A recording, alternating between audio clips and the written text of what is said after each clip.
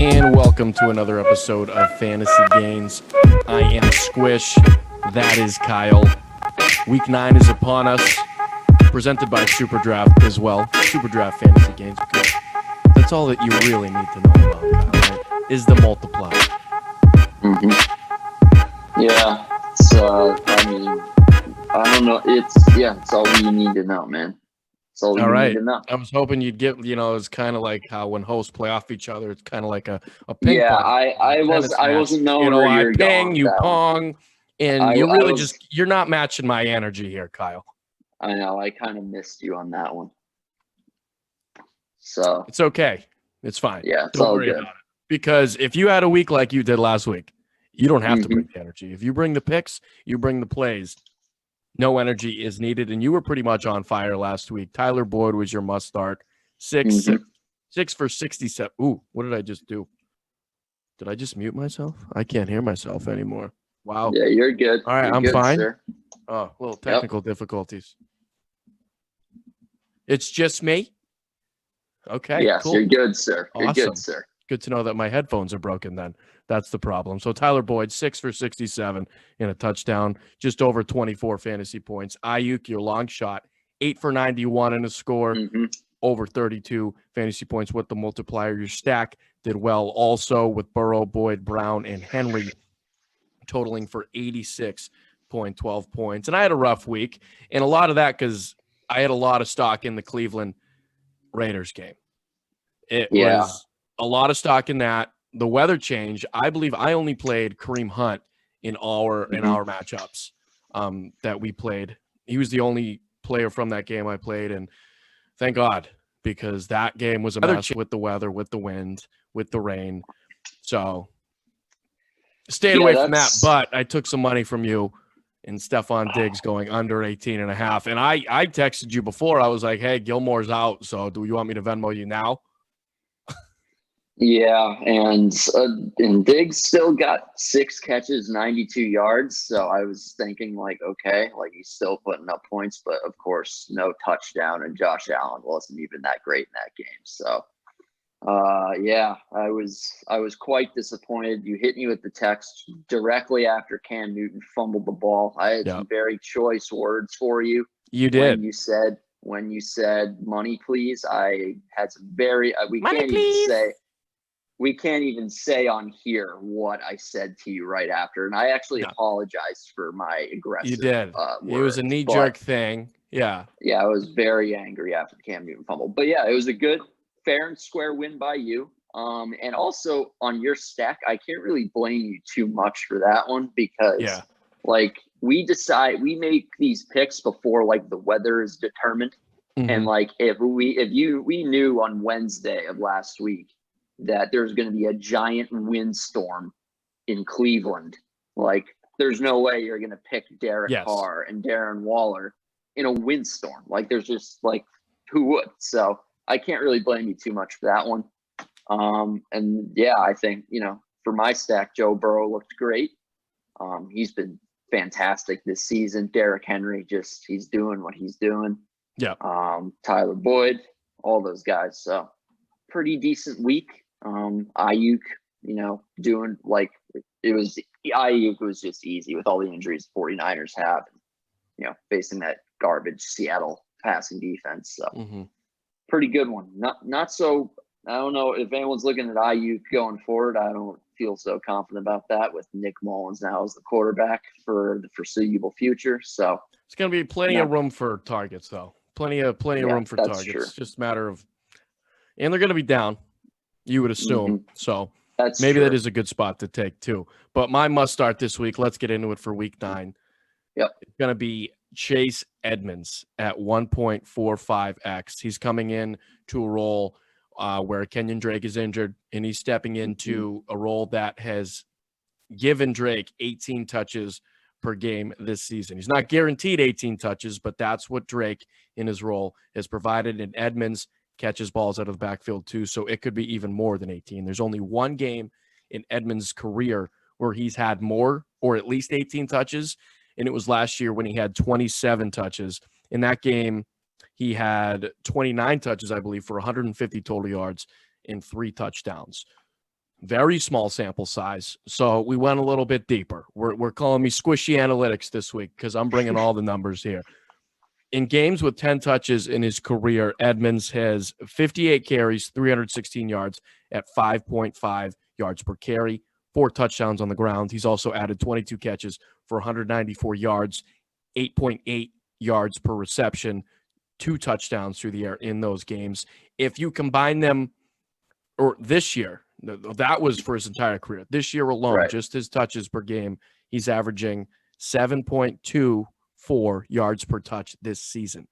Times that by 18, get 130 yards. I'm not saying he's guaranteed to get that, Right, yeah. but if you get his production this season with Drake's touches so far this season per game, I think Edmonds is going to go over 130 total yards in this game, and I think Edmonds is going to be a very highly owned person because of it. As he should be. I mean, I think he's a guy that he should get a bigger role than he has right now. I think anytime he's out on the field, he does good stuff. Like in the running game, he averages a good clip whenever he's running the ball. He's even more effective out of the backfield than Kenyon Drake is. And Drake is decent out of the backfield, but Edmonds is a really good receiving running back. So I think he's going to benefit from this extra work. And he hasn't really gotten this type of opportunity before. We've never really gotten to see him in a high volume game. But, as you said, with those averages that he has, like there's no reason to doubt that he could, that those numbers could translate to when he's doing a full-time role there. So especially Murray excels when he's running that option. Edmonds, to me, is more that style than Kenyon Drake is. Edmonds, like I said, much more of a threat to catch balls out of the backfield too. He's yards per catch this season, like I said, 8.5. So you really pick your poison with him. He can burn you both ways. Yeah, I like it a lot. So for my must start, I'm also going with a running back, and I'll be going with the dude who was absolutely insane last week against the Green Bay Packers, DALVIN Cook, who put up 226 total yards and 4 touchdowns against the Packers, which is just like, that's unheard of. Like that's Barry Sanders stuff right there. Like Bo Jackson, like he was unstoppable, pretty much carrying the Vikings to that win over the Packers in the upset at Lambeau Field. 49.6 fantasy points. And I feel like after a performance like that, and he's been very good all year long. Like when he's had some injury issues, but when he's been in there, he's been great. And I think to get him at a 1.15x right now with what he's been doing, like I think that's a steal. And he gets to face off against the Lions, who, as we know now, we just learned earlier today that Matthew Stafford, he's been put on the COVID list. So it might even be a fair expectation that the Vikings would have a lead in this game. The Vikings have not been good this year, but I think Chase Daniel might be their backup. I don't know on the top of my head, but I think that's fair. I think they're going to be ahead in this game, and Dalvin Cook is going to be getting a lot of carries. And even if it's a close game, Dalvin Cook will still, he'll still produce. The Lions are second. They've given up the second most points to fantasy points to opposing running backs. And he's been just consistent all year. Like, as I said before, he hasn't had many down games. And in particular, he's had 3 games against bottom 10 defenses, Packers, Titans, and Texans, and he's averaging 35.36 fantasy points in those 3 games. Yeah. So the Lions are in that bottom 10. So I think we're going to be seeing another monster performance from Dalvin Cook. And 1.15x, I feel like I would take him at 1x. Yeah. I think he would be around. I think he deserves the same respect as Derrick Henry, but 1.15, I think that's an automatic. Yeah, a little extra juice on top. Nothing wrong with that. I like it. I like it. Who are you going to fade? So, this was too easy. I mean, you're going to criticize me again for, not going out on a limb like Cam Newton last week, just being, okay. What are you, you getting your headphone situation. Okay. I said laptop charger. There was no easy way to do that. So all good. I just had to do it. My computer's going to die. Yeah, all good. So but yeah, you're right. Going out, you like to play it safe, and that's fine. I do. And for this is just too easy. Amari Cooper, he's at 1.25 this week. And I mean, this would be a normal thing this would be a decent multiplier for, if Dak Prescott was playing, but now he's got we don't even know who's going to be playing at quarterback this week. It's going to be either Garrett Gilbert or Connor Rush. Connor Rush, I've never even heard of this. It's either going to be me or you, basically. I don't even know who that guy is. And Ben DiNucci, it's not going to be Ben DiNucci because he looked like a high school quarterback the last couple of weeks. All due respect to him, but he was really bad. And if DiNucci was the quarterback, I would have also chosen Cooper because DiNucci's just been terrible. So, and the offensive line for the Cowboys has been banged up. So nothing seems like it's favoring Amari Cooper to have a good game in this game at all. What this slide could say is the entire Dallas Cowboys offense. Just fade. What? It's just fade. Yeah, I agree. Just Zeke fade, Elliott, maybe a little. No, Zeke has been underperforming. He has not done anything with his carries that he's gotten. They have to abandon the run early because they're down so early, and Zeke likes to fumble the ball. I wouldn't put because of Gallup and CeeDee Lamb having some juice there. Maybe there's a little bit of. I wouldn't play them, obviously, but he's not on the same level as Amari Cooper, who's at 1.25, getting no juice with a quarterback that basically no one knows. So this is a gimme. So, criticize me all you want for being safe here with my fades, And your must starts, but I'm not going to criticize it. I didn't say it. I'm trying to give proper advice here to the people who are watching. Yeah. And you know what? I don't think anybody needs to be told to start Dalvin Cook. It's all I'm saying. Well, That's all I'm saying. There's because with the multiplier. The multiplier. I get it. There's many options that you can choose from. So I'm going with the best option here. I want you to take a big bite of the apple, though. I want you to just, taking a big bite of the apple might cause me in losing in Gold Club and providing bad advice to the viewers. So that's why I'm going with the, safe picks here. So again, take your big bite out of the apple here with your face. Oh, I'll eat twice the amount of apple to make up for both of us. I'm eating for two. I'm eating for two now. I will. Ben Roethlisberger, speaking of eating for two. Ben Roethlisberger, I'm fading him. Since 2014, his home road splits as Tyler needs some water. Not Tyler, excuse me. Kyle needs some water. I'm just saying it was a slip of the tongue. Since 2014, the home road splits. Big Ben great at home. 30 wins, 10 losses, 102 touchdowns to 32 picks, almost 330 yards per game, and a QBR of over 100. Road games since 2014, a little different. 27 wins, 14 losses, 1 tie. Can thank Mike Tomlin for that one. 57 to 41 touchdown interception ratio, under 260 yards per game, and a QBR of 85.5. Playing a crappy defense. Dallas Cowboys can't play football this year any which way. You'd think you want to start them with that juice of 1.3x. I'm staying away from it. I like James Conner in this spot, as a lot of other people do, but I'm not taking the cheese on Big Ben this week. I'm not. That Cowboys defense played a little bit better last week. I also think they are going to try to run Zeke a little bit more to keep the ball away from the other team, because when you're a team like the Cowboys right now, the last thing you want is your defense on that field. And I get it. The Steelers' offense is very powerful. It's very potent. They can beat you with Connor, Deontay Johnson, Claypool, Juju Smith-Schuster, Eric Ebron even. He's coming on. I'm fading him. Don't like the way he plays on the road. It's going to be very high owned, so I'm fading that play.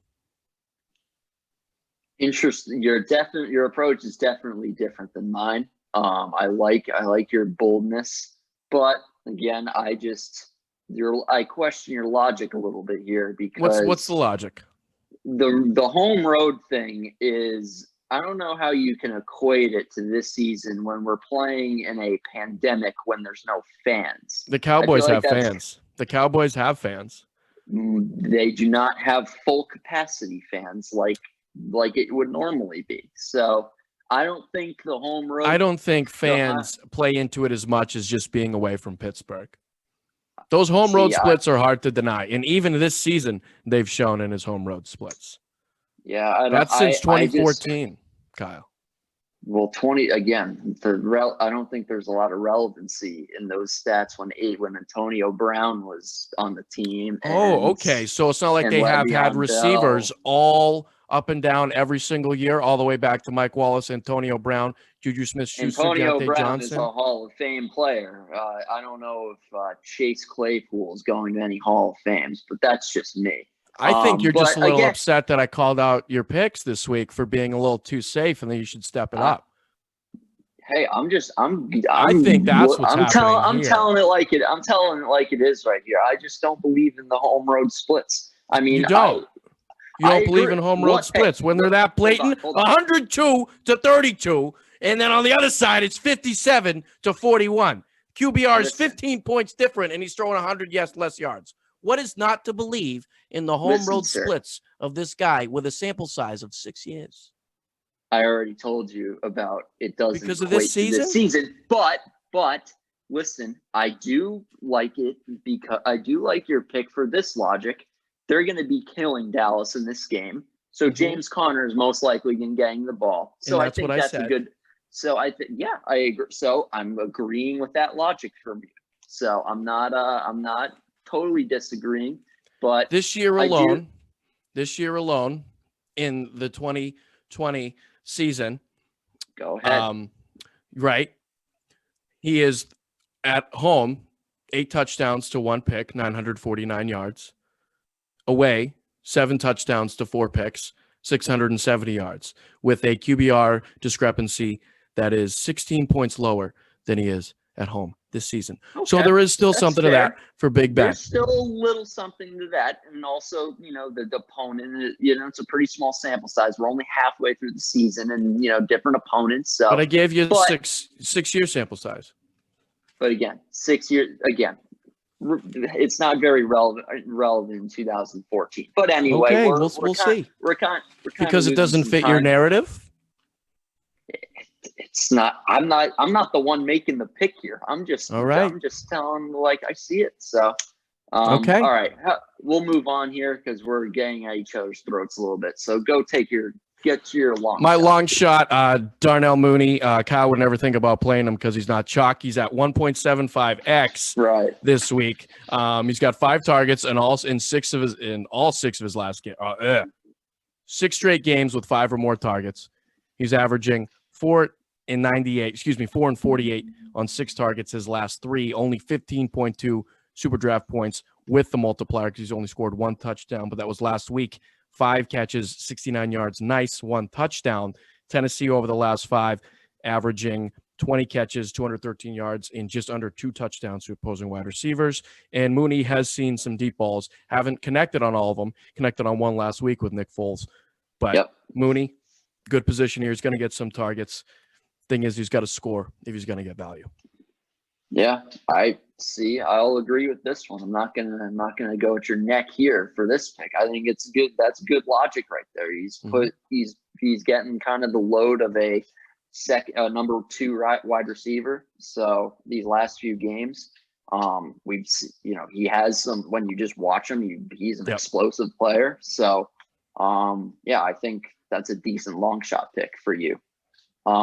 So for me, I had Marvin Jones, but again, with no Matthew Stafford going, he's I'm going to have to fade Marvin Jones because, I can't trust that. You don't even know who the quarterback is.